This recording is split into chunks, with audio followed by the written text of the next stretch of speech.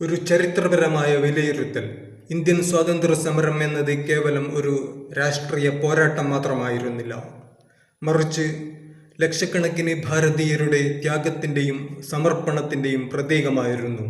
എന്നാൽ ഈ മഹത്തായ പോരാട്ട കാലഘട്ടത്തിലും അതിനുശേഷവും രാജ്യത്ത് നിലനിന്നിരുന്ന വിവിധ രാഷ്ട്രീയ സാമൂഹിക പ്രസ്ഥാനങ്ങളുടെ നിലപാടുകൾ വിലയിരുത്തുമ്പോൾ വലിയ വൈരുദ്ധ്യങ്ങൾ കാണാൻ സാധിക്കും.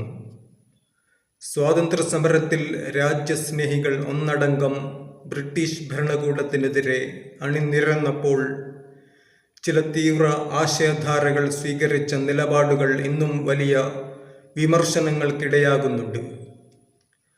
സ്വാതന്ത്ര്യ സമരവും RSSന്റെ നിലപാടും ഇന്ത്യൻ ജനത ബ്രിട്ടീഷ് ഭരണകൂടത്തിനെതിരെ ധീരമായി പോരാടിക്കൊണ്ടിരുന്ന സമയത്ത് RSS ഉൾപ്പെടെയുള്ള സംഘടനകൾ സ്വാതന്ത്ര്യ സമരത്തിൽ നിന്ന് വിട്ടുനിൽക്കുക മാത്രമല്ല ചെയ്തത്, മറിച്ച് ബ്രിട്ടീഷ് പോലീസിനും അധികാരികൾക്കും അനുകൂലമായ നിലപാടുകൾ സ്വീകരിക്കുകയും ചെയ്തു.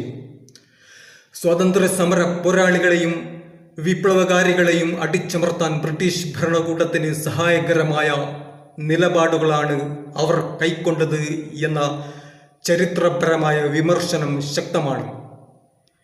ഡൽഹിയിലെ വിദ്യാർത്ഥി പ്രക്ഷോഭങ്ങളും ആക്രമണങ്ങളും ചരിത്രത്തിൽ കണ്ട അടിച്ചമർത്തലിൻ്റെയും ആക്രമണത്തിൻ്റെയും ഈ രീതികൾ ആധുനിക കാലഘട്ടത്തിലും തുടരുന്നതായി കാണാം.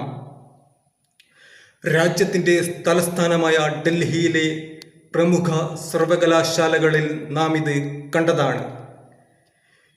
കാക്കി വസ്ത്രം ധരിച്ചു അല്ലാതെയും എത്തിയ RSS സംഘ് പരിവാർ പ്രവർത്തകർ ജനാധിപത്യപരമായി പ്രതിഷേധിച്ച വിദ്യാർത്ഥികളെ ക്രൂരമായി ആക്രമിക്കുകയും അടിച്ചമർത്തുകയും ചെയ്തു. അഭിപ്രായ സ്വാതന്ത്ര്യത്തിനും നീതിക്കും വേണ്ടി ശബ്ദമുയർത്തുന്ന വിദ്യാർത്ഥി സമൂഹത്തെ അക്രമത്തിലൂടെ നേരിടുന്ന പ്രവണത അവരുടെ അടിച്ചമർത്തൽ രാഷ്ട്രീയത്തിൻ്റെ തുടർച്ച തന്നെയാണ്. മഹാത്മാഗാന്ധിയുടെ വധം ഈ അക്രമ രാഷ്ട്രീയത്തിൻ്റെ ഏറ്റവും ദാരുണമായ അധ്യായമായിരുന്നു. മഹാത്മാഗാന്ധിയുടെ കൊലപാതകം അഹിംസയിലൂന്നിയ പോരാട്ടത്തിലൂടെ ഇന്ത്യക്ക് സ്വാതന്ത്ര്യം നേടിത്തന്ന രാഷ്ട്രപിതാവായ ഗാന്ധിജിയെ തീവ്ര വർഗീയ ആശയങ്ങൾ വച്ചു പുലർത്തിയവർ വെടിവെച്ചു കൊലപ്പെടുത്തി. മതേതരത്വവും സഹോദര്യവും ആഗ്രഹിച്ച ഗാന്ധിജിയെ ഇല്ലായ്മ ചെയ്തതിലൂടെ രാജ്യത്തിൻ്റെ മതേതര അടിത്തറ തകർക്കാനാണ് അവർ ശ്രമിച്ചത്.